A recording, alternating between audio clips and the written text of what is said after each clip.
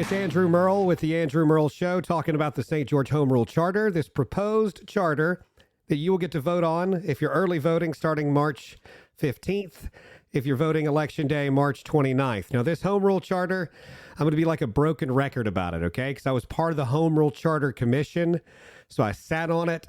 I went to meetings for 4 months. I debated on it, and I voted on it. So very passionate about it because it creates the Constitution for the city of St. George. And there's a lot of information out there that I'm going to tell you is not correct, a lot of nitpicking, and a lot of politics that are involved with the Home Rule Charter because candidates that are running for office that were not a part of the Home Rule Charter process feel obligated to vote against it because they have to have a position contrary to the people that created it. So they're against it, but they really have a hard time articulating why. And another thing about the Home Rule Charter is I could have gone in there, and I've looked at Home Rule Charters now for about 2 years. I've looked at hundreds of them from Texas all the way up to Virginia, to everywhere across the country. I've looked at Home Rule Charters and government concepts. And I wanted to go in there and just write the thing and say, hey, vote on this. It's good. Let's go. Right? But it's an 11-member commission. So every week, a couple of times a week, we would show up and we would talk about different sections of this charter. And we would talk about things we liked and disliked. And we would argue about it civilly and then vote on it. So one person saying I'm against it because overriding a veto is almost 3/4. It's 6 out of 7 members as opposed to 5 out of 7. Well, that's great. I understand what you're saying, but 11 people created this and wanted a higher level to override a veto. And so you can want this all day long, but even if one person were sitting on the Home Rule Charter and wanted that so badly, well, they're only one of the 11 votes. It's part of compromise. It's a part of working together as a group. It's a part of bringing in 11 people from all over St. George to create this Home Rule Charter. And there is give and take. And you know what? We may be right. We may be wrong. And that's another part of what we built into the Home Rule Charter is accountability. A lot of times at Home Rule Charters, there has to be a whole process that takes place before the Home Rule Charter is ever reviewed, much less revised. St. George wanted a chance for citizens to look at the Home Rule Charter periodically to go, hey, does this match up with what we want our city to be like? Are these the ideals, the philosophies that we want our city to embody? So there's a built-in accountability for the Home Rule Charter where it's reviewed every time we have a census. So a census is actually every 10 years. You get the results. So in 2030 to 2031, there's going to be another census update for population that's going to require St. George and all municipalities to redraw demographically boundary lines as the census population ebbs and flows. So do the districts in St. George.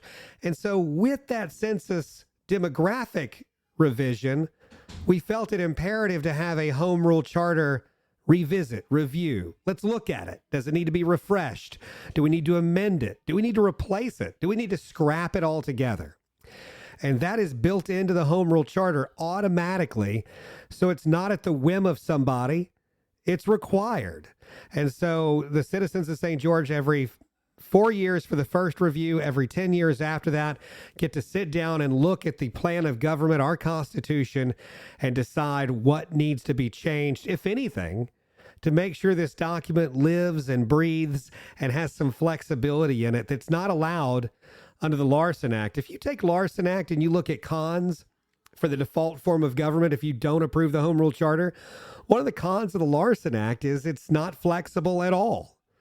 That's the problem with it. It doesn't allow for any deviation from what it is. And what it is heavy-handed, all-powerful, Oz-like mayor, which is exactly the problem we've had with the East Baton Rouge Parish plan of government for the previous 8 years. I understand it's easy to look at Coach Sid Edwards and go, man, brighter days are ahead for EBR Parish, and that's great. But our plan of government is planning for Sharon Broome, planning for a mayor that is incompetent. A mayor that is going to give contracts and award positions and title and influence to her friends, her family, her sycophants. She's got an agenda, and her agenda was not making a better East Baton Rouge parish.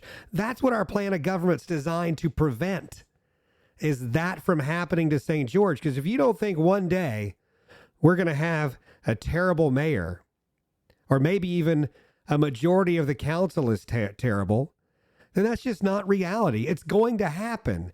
And the plan of government, the Home Rule Charter, I believe, is that check and balance that will allow us to overcome a terrible mayor or some terrible council members so that we can continue functioning as a world-class city like we're going to and like we should.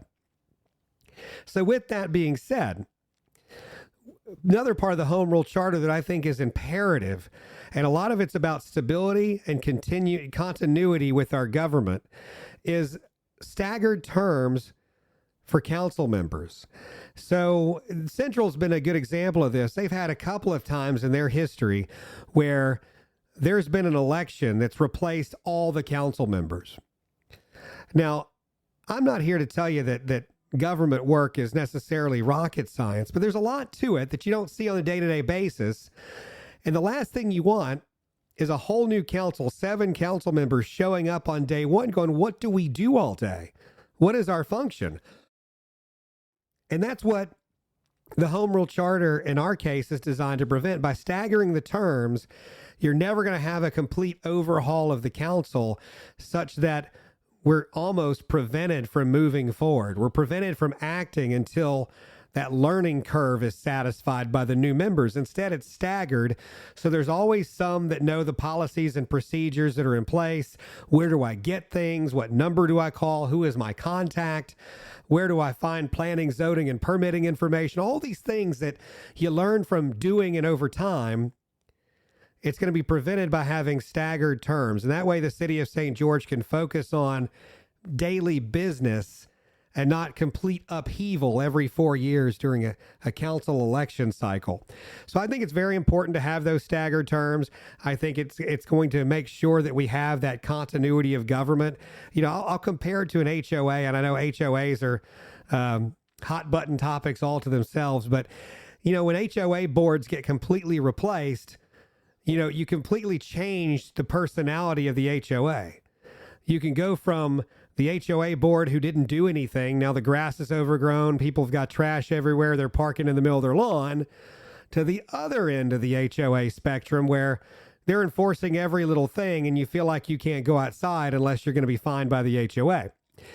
So the Home Rule Charter is designed to provide that middle ground, that continuity. So as the ebbs and flows of elections happen and new people take office and take place, you don't have the government of St. George grinding to a halt. You're still getting your services. You're still getting business transacted. We're still moving forward without the interruption that can happen when 7 new people go, hey, what do we do? Who do we talk to? No, you want that continuity. So that's in the Home Rule Charter. It is not the default under the Larson Act.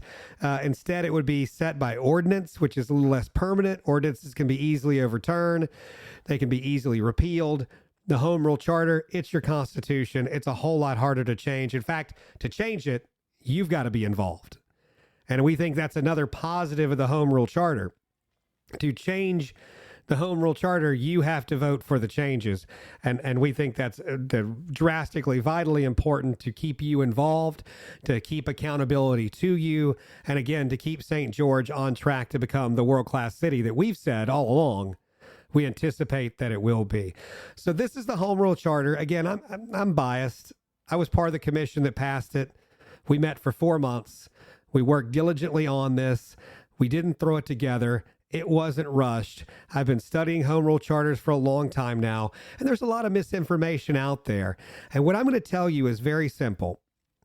If you like the Home Rule Charter, thank you. Please go vote for it starting March 15th for early voting or March 29th at the ballot box.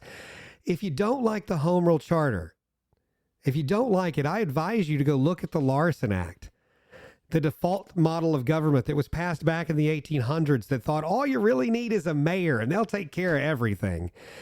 if that's what you want, were you happy in East Baton Rouge Parish over the last 8 years with Sharon Weston Broom? Because that's the form of government that you're going to get with the Larson Act. I know EBR Parish has a plan of government. I get it. But that plan of government has an all-powerful mayor that mirrors what's allowed and required under the Larson Act. So if you've enjoyed EBR Parish government for the last 8 years, then perhaps you should vote no to the Home Rule Charter, because that's not the form of government we wanted. That's not the form of government that I personally, as your spokesperson, have told you about for the last 7 years. I wanted something different for our community. I wanted more accountability. I wanted more stability. And that's the elements that I was a part of as an 11-member commission of implementing and voting on for the Home Rule Charter Commission. So I would encourage you to go online, get more info, stgeorgela.gov. You can find out all about the Home Rule Charter, key elements. You can read it in its entirety. So if you don't believe me, I understand. Go get the information from the source. And if you hear negative commentary about the Home Rule Charter, try to think about the source of where it's coming from. Is it sour grapes from somebody who thought they were getting more out of St. George than they got, and now they're bitter and angry and lashing out? Is it a politician who's running for office who wasn't a part of the process? So in order to promote their candidacy, they feel compelled to take an anti-Home Rule Charter position because they've got no other position to take. So look at the misinformation. I'm going to answer the questions. Do I think the Home Rule Charter is perfect? No, because I was one of 11 people who created it. But I do think it's very, very good. I think it follows and mirrors best practices that are now the default government for the country. If you look at other places, other states, especially Texas, this is the predominant form of government. It almost directly mirrors what they're doing in Texas to a vast degree. And I would tell you this is a good step forward for us in St. George, but I think it's a positive step forward for the state of Louisiana as we introduce this form of government so it can spread and become the predominant form of government in Louisiana. And to those who are saying, we don't have this in Louisiana, we don't need this in Louisiana, we don't do this in Louisiana, you're not talking me out of the Home Rule Charter, friend. You're talking me into it. We have more failing governments in this state than most states do. And it's because they refuse to change, and they refuse to adapt, and they refuse to modernize. Under that guise, the predominant form is to have hundreds of public employees. Should we do that? No, we're definitely not doing that. We learned from our neighbors, in particular Central, that you can privatize most government services and come out way ahead. So why would we repeat the failures of the rest of the state when we know it can be done better? And that's what I argue the Home Rule Charter does. It is better. It is a better step forward for St. George. It's a better step forward for the state of Louisiana. And we've said all along that St. George's job was best in class, that we could do better. And this Home Rule Charter is a step in that direction. If you want to learn more, again, it's stgeorgela.gov. If you want to talk to me about it, get together with me. I'll talk to you individually. I'll talk to you as a group. We can talk on phone, Zoom, in person. We can email, and we can text. I'm very, very, very easy to find. While the opponents of mine in the Home Rule Charter have blocked me from Facebook, they're not allowing me to see their arguments, which tells me one thing: maybe their argument's not so valid after all, if they're not willing to have civil discourse and civil debate on it, and instead they prefer to hide it from me. I'm easy to find. I'm willing to talk about this all day long and go through it with you. So you can find me, Andrew, at andrewmerle.com. Merle is M as in Mary, URRELL.com. This is Andrew Merle, and you've been listening to The Andrew Merle Show.